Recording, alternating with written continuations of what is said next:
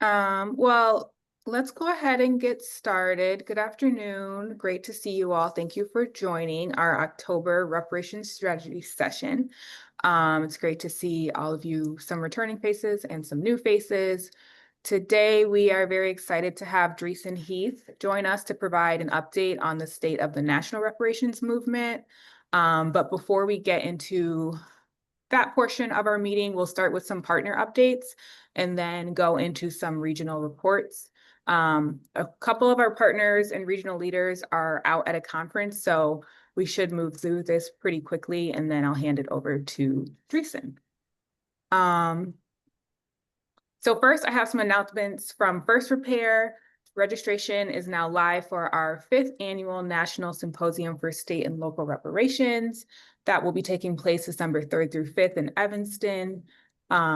This symposium will offer a space for strategy building, relationship development, collective learning, and we invite elected officials, local community leaders, youth, artists, advocates to join us and advance our work in advancing reparations. So last year's symposium brought over 200 leaders from across the nation, and we hope to continue to build on that and strengthen our national network of reparationists this year.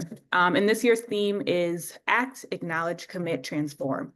The full program is forthcoming, and I will put a link to register in the chat for that. Next, also just want to make another quick reminder that our reparations map, which maps reparations initiatives and organizations across the nation, is now live. So please take a look and make sure your organization is accurately represented and up to date. So I will put a link to that in the chat also in a moment. And then finally, just a reminder to get connected to your regional networks if you're not already. The regional sessions we offer in addition to these national calls as a space for information sharing, requests for assistance, and just an opportunity to connect with other leaders in your region. So that link will also be in the chat in a moment.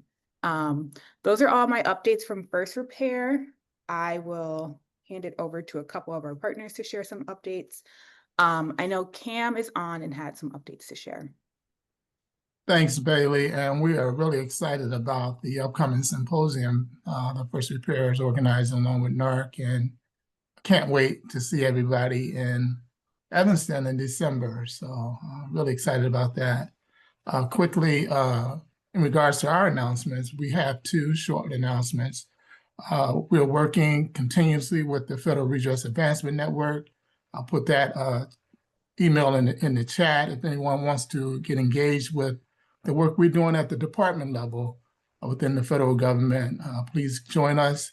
We have initiatives lined up with the Department of Labor, Department of Education. We know that's under attack, the Department of Veteran Affairs, and the Department of Interior, and the Department of Health. So we have initiatives that we're engaged in. We've had what we call historical audits to craft or to assess the unlawful behavior, unlawful actions of each of these departments in regards to the African community, which begins and lays our foundation for our redress efforts at these departmental levels. Secondly, I want to announce a new action within the reparations movement is that Robin and I will be co-hosting a radio show on WVON. WVON is the largest listener station in Chicago as far as talk radio within the Black community. The initial call letters were the voice of the Negro back in the 1960s when it was officially established. Now those call letters are the voice of the nation, the voice of the Black nation. So everyone can tune in to WVON.com. The show is entitled Reparations Now, Local, National, International. We'll give updates and reports and have guests who are doing work in the local area, Chicago, and also local areas around the country. Again, and then we'll also have guests who will be speaking to our national efforts. And I know Dreesen is speaking on the national efforts today, so we look forward to having Dreesen as one of our guests as we go forward. And also we'll have guests who are speaking to the international movement. So we want to be a weekly voice for the reparations movement that people can tune in around the country. That's WVON.com.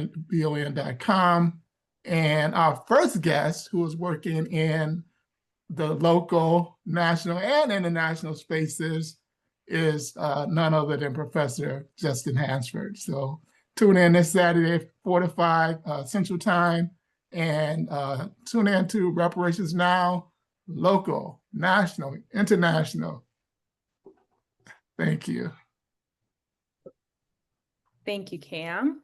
I see Emma from ICTJ is on. Emma, do you have any announcements? Thanks, Bailey. Hi, everyone. It's good to see you all. I hope you're all doing well and your days have been well so far. No specific update from ICTJ at this time, just that we are continuing to follow all the developments at the local and state levels, and are here to respond to any requests for support or to provide support. Wonderful. Thank you, Emma. And I see Linda Mann is on. Linda, do you have any updates or announcements you'd like to share? Wonderful. Greetings, everybody. It's great to finally be back. I know that Shakira was on periodically for the African American Redress Network. I was overseas doing research to explore how reparations is being advanced in different European countries. But I'm just really happy to be back. I do have some updates, so I'm going to put into the chat. We published the report for the harm report for Lakeland just a couple of months ago. We were working on the harm report alongside Lakelanders who have been advancing that work for decades. The report would not be what it was without their complete contribution and partnership and walking alongside them. So I just want to really pay tribute to the individuals from that community that continue to push for reparations. We had an incredible experience in Lakeland. The city of College Park, who actually supported the commission, continues to do the work, and they are directly developing right now the reparative policies that will be passed in the city, and I give that community a tremendous amount of credit. We also just completed our harm report with Greenbelt. We continue to be engaged with them. The students from Professor Hansford's course at Howard University School of Law, the movement lawyering class, is continuing to engage them and look at some specific tax issues for that community that really impacted the development of the community. Without going into too much detail, Greenbelt was one of the communities that was just developed as a white-only segregated community in the 1940s. So it's a really interesting city. The way it was developed, of course, impacted how it expanded and grew over the years. And we'll be releasing that report shortly as well. I also just want to say that we are in the process of redoing our mapping again, specifically at looking at legislation and truth-telling processes, and we're working with the law firm on Anti-Racism Alliance. And then finally, I have to raise up Africatown. The 4th annual Lantern Walk will be occurring next Saturday and Sunday, November 1st and 2nd. And the community continues to develop reparative processes. Things that they envisioned 5 years ago have come true. They've regained some land. They have a community center that is being developed across from the cemetery, the main cemetery plateau. They just opened up their community archive alongside Monument Lab. and they are in the process of some other reparative work, but the Lantern Walk is one of them that is continuing to move forward, and we would love to have you join us, and I'm putting that information in the chat as well. And I think that's about it. Just like Cam, I think we're working crazy. I heard you doing everything. And we're just so happy I'm just so happy to be back with everybody. Thank you. Thank you, Linda, for those updates, and we're happy you're back joining us. With that, we'll move into our regional reports. Just to add on, you shared a couple from the East. I just have a couple more to share. First, next Monday, the New York City Commission on Racial Equity will host an event titled Leveraging Global Lessons to Advance Local Repair, Reparations, Truth, Healing, and Reconciliation. This event is scheduled for 6:30 on Monday and is open to the public. And then just one more quick update, the New England and Cobra and Reparations for Massachusetts hosted a statewide convening on October 8th, which was successful and drew in some folks from across the state. Next will be the South region. Jamoke let me know he wouldn't be able to join today. So I'll open it up to anyone who would like to share a brief update from the South.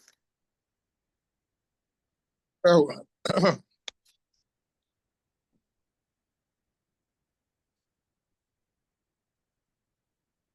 If there's no one from the South that'd like to share an update, then we will go to the Midwest, and I see Jeff is on.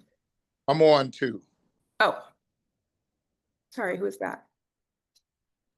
Keith Williams from Michigan, Detroit. Oh, hi, Keith. Hi. Do you have an update to share from the South? Yeah. I got some good news. To Linda, to Cam, our final report will be in on the 28th, going to the city council. Our recommendations and on our ballot initiative. It was a long and arduous road, but we finally got it done.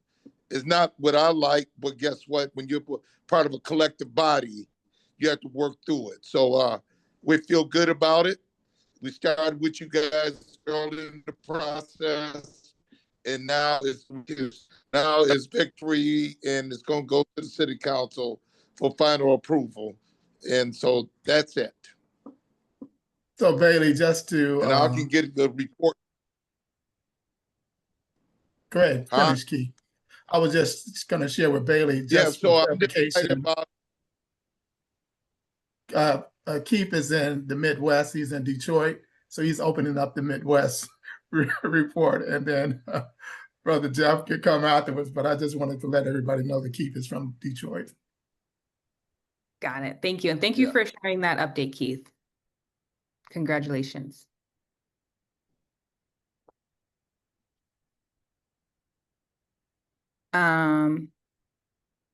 Jeff, do you want to continue with our Midwest updates?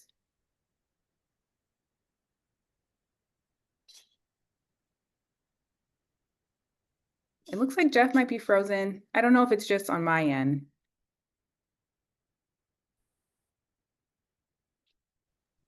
Frozen on my end too, Bailey. Okay. So Well, while Jeff gets back, Davida, can I hand it to you for the West region, and we can come back to the Midwest? Great, and always happy to cede my time to Jeff. Hello, everyone. My name's Davida Ingram. I'm going to do the West Region report out, and there were significant updates from California. So I would be happy to cede some of my time and also work with Bailey to stay within the time constraints. But I want to just start by saying the West Region has been on fire. So many exciting things happening on the West Coast. And we had our meeting yesterday, so I'm going to begin with the fact that in Denver, Colorado, they have completed grant cycles with 60 applicants and distributed a total of $125,000 to grantees, and that they also maintained a commitment to racial justice, which is exciting. Teresa Rayford was at the meeting representing for Portland, Oregon. I'm really excited to have Oregon joining the West Region. Don't Shoot Portland is doing this really amazing community event on archiving on November 15th. and they want to use that event as an opportunity to present information about reparations to the broader community. That's really important because Portland has been going through invasions from the National Guard. And I think thinking about the fact that we are winning is why we're experiencing such a big backlash. That was a message that came up at a recent gathering that we did. I'm going to keep on going. We do have support from Japanese American communities and specifically Suru for Solidarity in Oregon and Washington State. And the national chapter is currently running a reparations campaign on what to do at the federal level. In Oregon, Suru is hoping to build stronger relationships with Black organizations. I know they've been in conversation with Don't Shoot PDX, which is in Portland, Oregon. And then I'm starting to segue into the California report outs, and I wanted to maybe have a time check from the wonderful Bailey Rue, and then also see, are there folks from California who were at the West Region meeting who might want to do brief updates and stay within the time frame? I see Darius. Are there other? Sure. Yeah. Darius, would you like to Okay, do the update?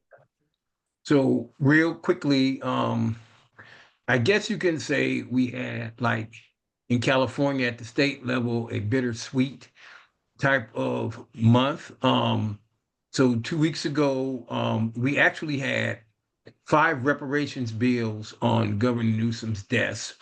One was for a education piece that would have allowed um, the colleges in California to give preferential admissions to consider that for for American descendants of chattel slavery. Another one was for a first-time home ownership, and the other one was for land back, which was more of a reparative justice because that was for anyone who had land taken from them unjustly through eminent domain. And so the governor vetoed all of those bills. However, he gave us the office, which would be the Freedmen's Bureau of Affairs. I don't know if they're exactly going to call it that. And also to do a genealogy study with the California State Universities to determine, how to go about doing that.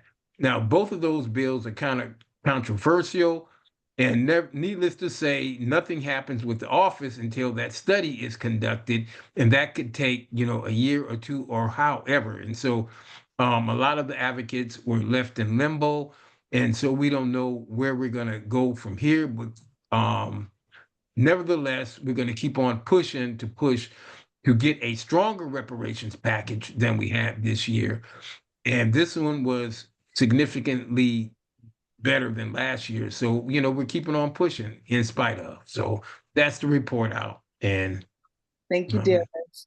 And then just really quickly before we pass it on to the next speaker, on the Washington State side, the reason why I'm so happy about the growth of the West region is we get to see what's going on in California State as Washington State begins our reparations work. And we're looking forward to doing debriefing with California reparations leaders so that we can have a helpful playbook.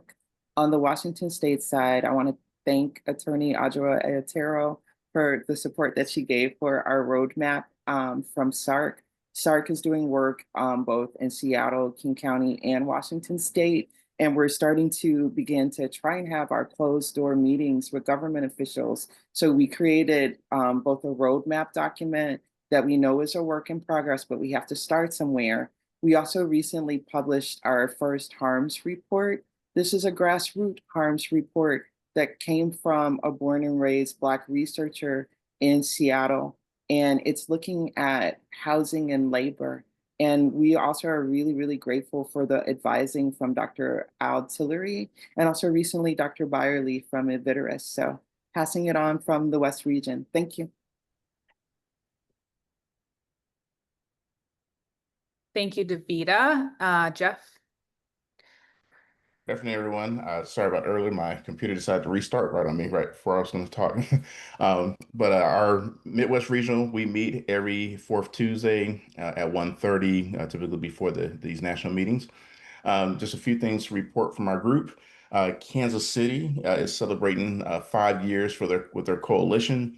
They have an event to celebrate that November 14th, and they're really pushing forward with various things and working with the mayor, and they have a coalition and a commission in Kansas City, so they're doing some great work there. Also, we just continue doing outreach efforts in Wichita, Kansas. Reaching out to Divine Nine and other groups to try to get support for reparations in a pretty conservative area of our country.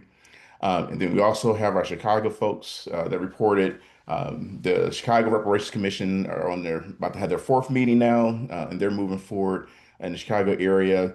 They also are doing lunch and learns and other informational things. In Cobra, in particular, doing lunch and learns and other informational things in the community to keep people informed and abreast of reparation movements. Also, the State Commission for Illinois had a public hearing last October 4th, that went pretty well. The harms draft report that's been developed, the hope is to have it fully completed by January, and then to put in recommendations in there, and then have a couple more public hearings to get feedback about the harms and recommendations. And the hope is that by Juneteenth, we'll be able to have a completed product for the governor to start with passing some legislation with.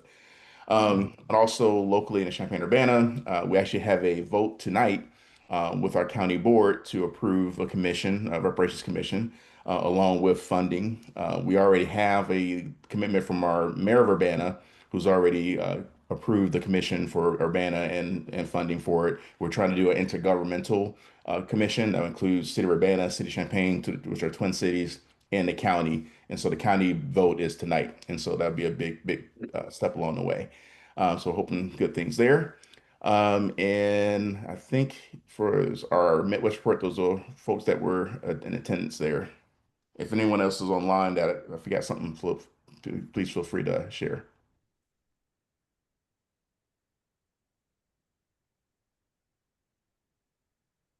Thank you, Jeff, for those updates, and thank you all for sharing all the great work that's happening across the country. If there are no more updates to share, then we will move into our guest speaker for today.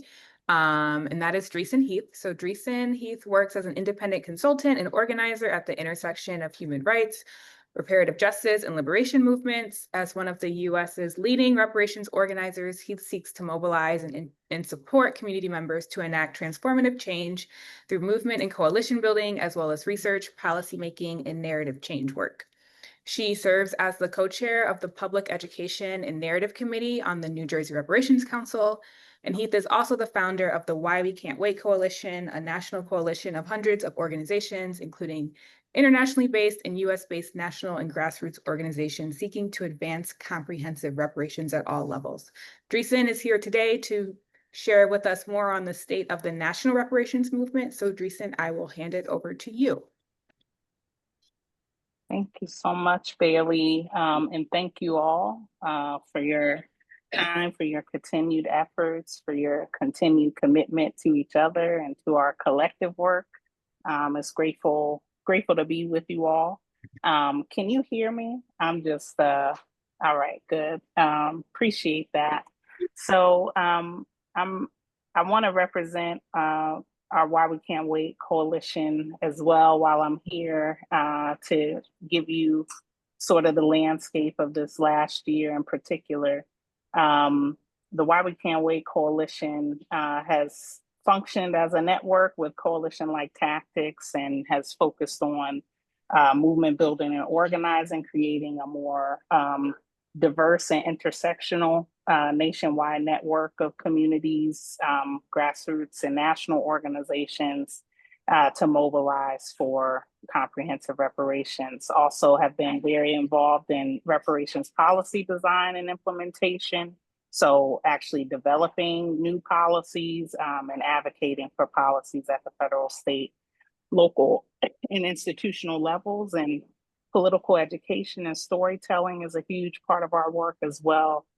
Uplifting human-centered narratives and trying to shift, have more cultural interventions as well as a part of our work, and also trying to center truth-telling, communal healing, and ethic accountability practices within our internal organizing efforts. And so just grateful for the network that we have built and how everyone is, I know I'm here to talk about the state of the federal, but to me, all these things are connected and overlapping and influence each other greatly. And building networks beyond kind of our traditional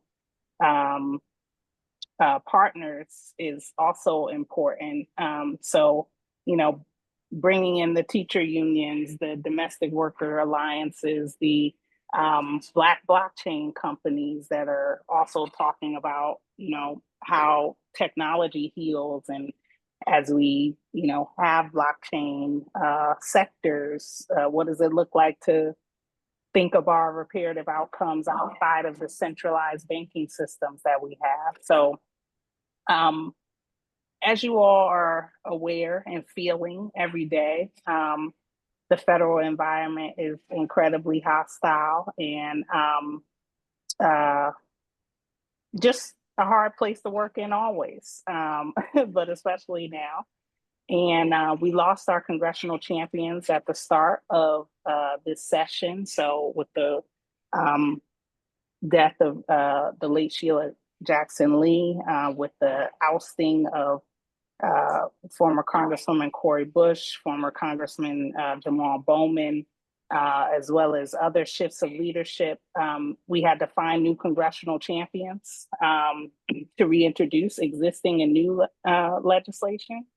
And thankfully, we were able to do that through, as you all know, the new co-sponsorship of HR 40 through Congresswoman Ayanna Pressley, as well as new leadership from Congresswoman Summer Lee and Reparations Now. So reintroducing bills into the federal space is incredibly difficult. And so being able to reintroduce HR 40 and S40, being able to reintroduce in May the Reparations Now resolution, being able to support the reintroductions of the Truth, Racial Healing, and Transformation bill, as well as the Restoring Artist Protections Act bill, which deals with Black intellectual property rights and restoring those, supporting the GI Restoration Act, as well as other bills specific to Tulsa and specific to other communities. I think the important thing is what we realize is we can't just organize around one bill, one effort, if we're going to see comprehensive federal change and advancement. And so adopting this broader strategy around a reparative justice agenda has been helpful. We were able to force a joint congressional briefing between Senator Cory Booker, as well as Congresswoman Ayanna Pressley, Congressman Hank Johnson, and Congresswoman Summer Lee, to show some type of synergy across the aisle and how they're thinking about this agenda. And thanks to NCOBRA, to New Jersey Institute for Social Justice, United by Equity, TRHT movement, MBJC, Black Music Action Coalition, Black Lives Matter, Global Network Foundation, we were able to pull that kind of historic joint briefing off. Then Congresswoman Ayanna Pressley hosted a HR 40 briefing during Juneteenth to give a little bit more life to the bill. That was also a successful briefing, but did not translate directly to more co-sponsors. Right now, the bill is sitting at 94 co-sponsors, and that's really the congressional priority, is education and co-sponsorship. That's not necessarily the priorities of our coalition and network, but we can continue to be supportive of that.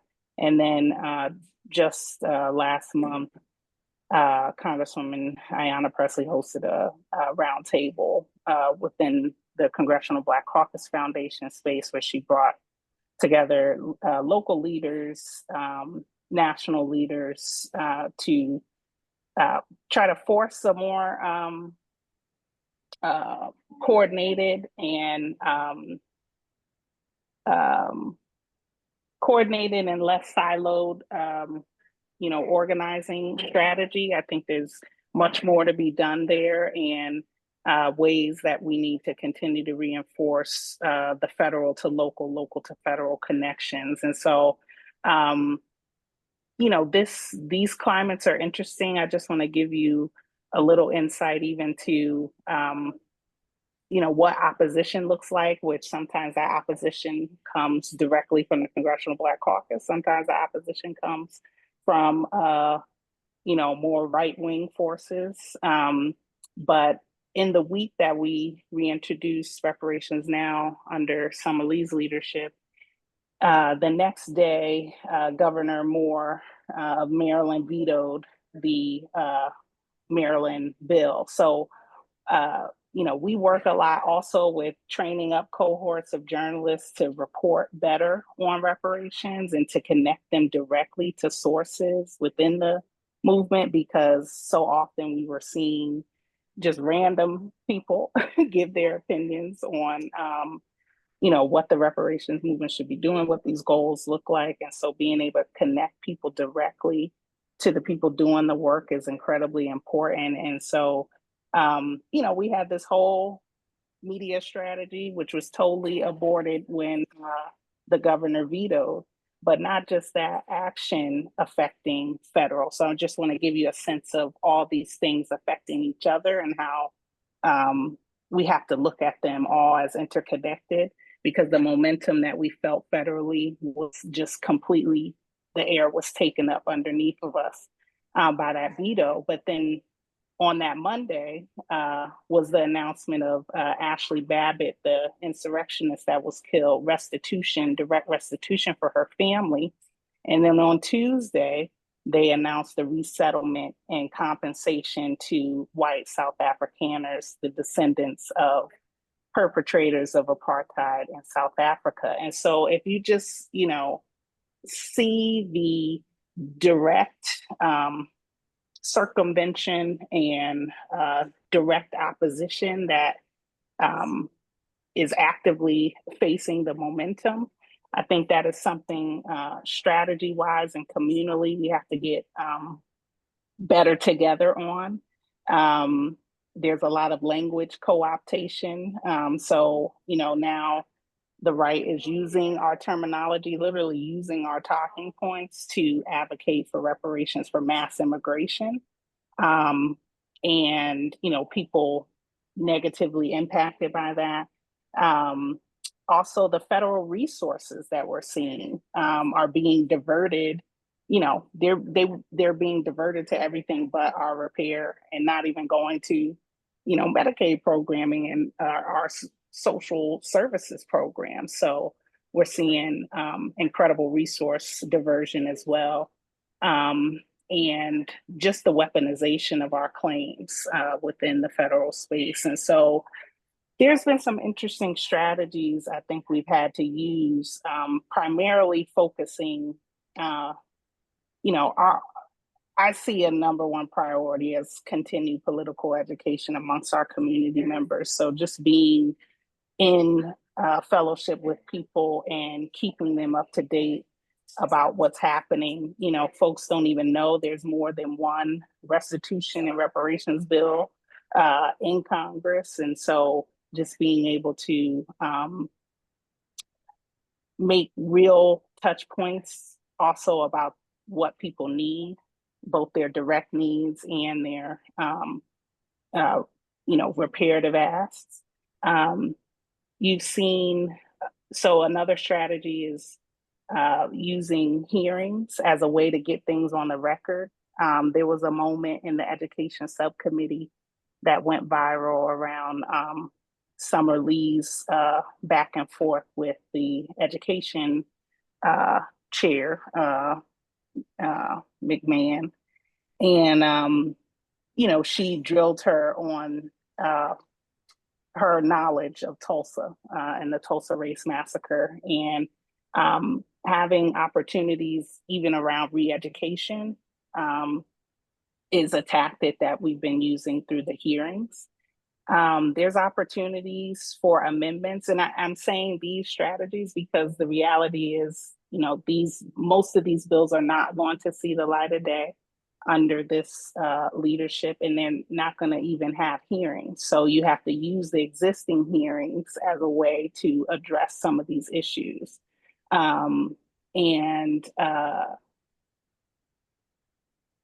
that vein, amendments, which are normally used to modify a federal bill, and add components or strike components of a bill, are very important to be looking at in terms of advancing reparative priorities. So this means talking to congressional members and putting amendments in front of them around must-pass legislation like the appropriation bills and like the National Defense Authorization Act. So the NDAA is funded every year. It's a dangerous, violent bill that, you know, further adds to the militarization, both internally and abroad. And also it has features of providing healthcare and education to veterans and to military service members.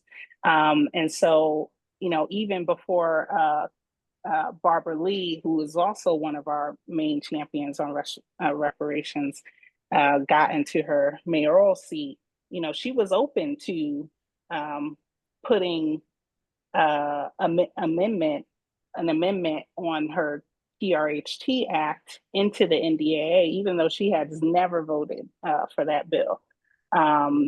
But just thinking about different ways where must-pass bills, you would be able to sneak this language in. And I say sneak it in because we've even seen from DC that it's possible to get something through the congressional review waiting period, you know, without total objection from the Republicans, and maybe had not the,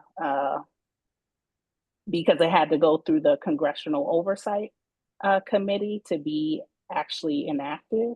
And so maybe if the money related to the commission wasn't tied up in the overall $1 billion for DC, and that wasn't a target of this administration, we might actually see that funding potentially on the table for DC's reparations efforts. And so just trying to be nimble with what we have.